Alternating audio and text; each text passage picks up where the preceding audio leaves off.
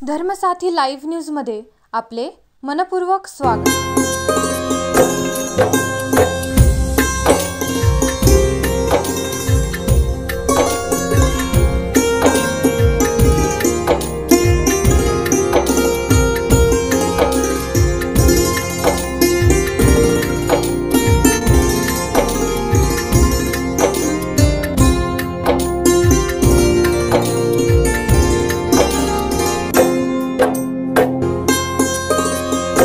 वर्षभरामध्ये असे अनेक समाजहिताचे कार्यक्रम ते घेत असतात। महाशिवरात्रीला अगदी जवळजवळ 40-50 किलो साबुदाण्याची खिचडी गणपती मंदिराजवळ वाटली जाते।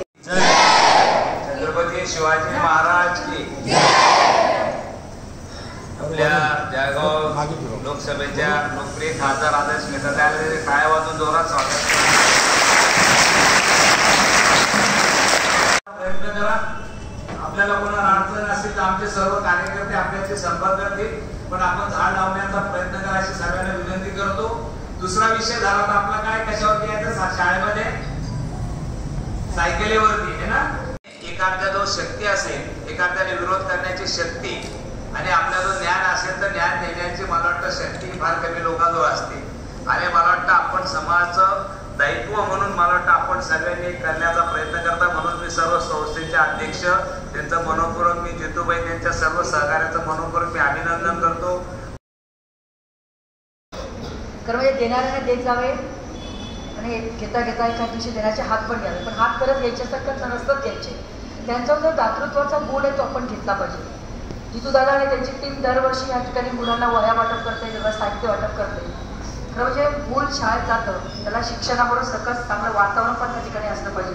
कारण मॅडम मला म्हणत होत्या, स्मिता तू खासदार आहे, महिला शाळा चालवणं सोपं नसतं। तिथे त्यांना नेहमी म्हणते, मामा म्हणतात, मी म्हणते केव्हाही आम्हाला सांगा, तुम्ही आवाज द्या, आम्ही तुमच्यासाठी आहोत। कारण शाळा हे मंदिर आहे, इथं मुलांच्या सगळी वैचारिक शारीरिक मानसिक जडणघडण या ठिकाणी होत असते। मुलाचा भारताचा एक उत्कृष्ट नागरिक बनवून त्याला इथून आपल्याला पाठवायचं असतं। त्यामुळे शाळा हे असं पवित्र मंदिर आहे, याच्यासाठी काम करणं मला आपलं सगळ्यांचं कर्तव्यच आहे।